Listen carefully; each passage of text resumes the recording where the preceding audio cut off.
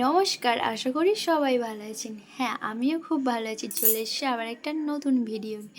Continue ভিডিওটা দেখতে থাকুন। আশা করি ভিডিওটা আপনাদের ভালো লাগবে। হ্যাঁ, কেউ স্কিপ করবেন না। যাই হোক, অষ্টমীর রাতে বেরিয়ে পড়েছি বর আর আমি আরামবাগের ঠাকুর দেখতে। যাই হোক, গাড়ি যাচ্ছিলাম তাই একটু ভিডিও করে নিলাম। আমাদের সঙ্গীগুলোকে আমি খুঁজছিলাম যে কোথায় সবাই, কাউকে আমি খুঁজে পাচ্ছিলাম না। তারপরে একটু ঢং করছিলাম। অনেক খোঁজার পর আমি ওদেরকে খুঁজে পেয়েছিলাম। তারপর এই তো সঙ্গীগুলোকে খুঁজে পেয়ে গেছি। তারপর প্রথম ঠাকুর দেখার উদ্দেশ্যে, এটাই আমাদের প্রথম আরামবাগে ঠাকুর দেখা। যাই হোক, আমাদের সঙ্গীটা একজন সঙ্গী বলছে, মানে আমার বরের মা শাশুড়ির 2 ছেলে আর আমার মা শাশুড়ির একটা জায়ের ছেলে, ওরা এসেছিলো আরামবাগে আর আমরাও গিয়েছিলাম আরামবাগে ঠাকুর দেখতে। যাই হোক, আমাকে বলছিল একটু ভালো করে ছবি তুলে দেবে। আমি বলছি ঠিক আছে, কোনো ব্যাপার নেই। তারপরে ভেতরে ঢুকে বললাম, দেখছেন ভিড়টা একদম দেখছেন। তারপর মাকে দর্শন করে নিলাম। তারপর রাস্তাটা কি সুন্দর লাইট দিয়ে সাজিয়েছিল না, সেই জন্য রাস্তায় একটু ভিডিও করছিলাম, দেখতে ভালো লাগছিল। যাই হোক, তারপর একটা কাণ্ড হয়েছে। ওই ঠাকুর দেখতে দেখতে কে ভাই শপিং করতে ঢুকে, ওরা শপিং করতে ঢুকেছে। আমি ওদেরকে বলছি ঠাকুর দেখতে এসে কে ভাই শপিং করে, বলছে আমরা করি। ঠিক আছে, চল তোরা শপিং কর, আমি চললাম। বলছে না না আমরাও যাবো। যাই হোক, শপিং টপিং করে বেরিয়ে পড়লাম আর একটা ঠাকুর দেখার উদ্দেশ্যে, মানে আর একটা প্যান্ডেল দেখার উদ্দেশ্যে। এই থিমটা ছিল, মানে এই রাস্তাটা দিয়েছিল। আমরা যাচ্ছিলাম আরামবাগ বয়েজ স্কুলের মাঠ।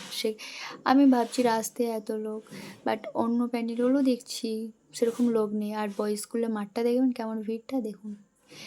এত লোক কোথায় ছিল ভাই, এত প্যান্ডেল দেখেছি এরকম ভিড় থাকে না। এই সব লোক মনে হয় মাঠে চলে এসেছে। যাই হোক, অনেক কষ্ট করার পর আমি বরকে বললাম তুমি সামনে দাঁড়াও, আমি তোমার পেছনে পেছনে যাবো, নাহলে আমি এরকম ভিড়ের মাঝে আমি ঠাকুর দেখতেই পারবো না। বর বললো ঠিক আছে চলো, আমি তোমাকে নিয়ে যাচ্ছি। যাই হোক, অনেক সবাইকে সাইড টাইড করে ভেতরে ফাইনালি আমি ঢুকলাম। বরকে বলছি আর পারছি না। বর বলছে আর একটু কষ্ট করো, চলে এসে সামনে।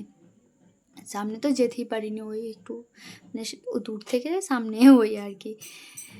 যাই হোক, মাকে দর্শন করে নিলাম। প্যান্ডেলটা খুব সুন্দর করেছিল, সেটাও আপনাদের সাথে একটু শেয়ার করে নিলাম।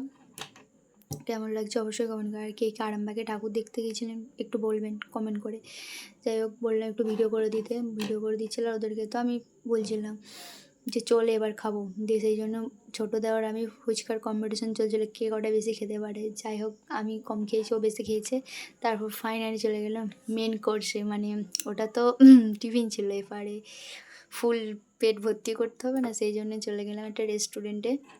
নান নিয়েছিলাম আর চিকেন কষা নিয়েছিলাম। যাই হোক, আমি একটা নান খেয়েছিলাম, ওরা সবাই দুটো, কেউ 3টে, কেউ 1.5টা করে খেয়েছে। আমি একটাই খেতে পারছিলাম। আমি ওদেরকে বলছি আমার নানটা কেমন পুরা পুরা, ওরা বলছে ওটা পুরা নয়, ওটা ওরকমই। আমি বলছি না পুরা পুরা, ওরা বলছে না পুরো পুরা নয় ওরকমই। যাই হোক, আমি ভিডিও করছিলাম বলে মুচকে মুচকে হাসছিল, ভিডিও করে নিলাম। তারপরে চলে গেলাম আবার একটা ঠাকুর দেখার উদ্দেশ্যে, না আর একটা প্যান্ডেলে। যাই হোক, ওখানে থিমটাও খুব সুন্দর করেছিল। আমি এত জায়গায় ঠাকুর দেখেছি, এরকম দেখিনি যে বর বউ মানে শিব আর দুর্গা একসাথে আছে। শিব দুর্গার সাথে কি শিব আসেন না তো, কিন্তু এখানে প্যান্ডেলটা দেখবেন একটু বর বউ থিমের মতন করেছে। প্রথমেই বিয়ে দিয়ে শুরু, পুরোহিত বিয়ে দিচ্ছে। তারপরে চলে গেলাম ভিতরে, দেখুন শিব আর দুর্গা বিয়ে করছে আর সরস্বতী লক্ষ্মী ভাইদেরকে রাখি পড়াচ্ছে। ঠিক আছে, ভিডিওটা ভালো লাগলে লাইক করে দেবেন। টাটা।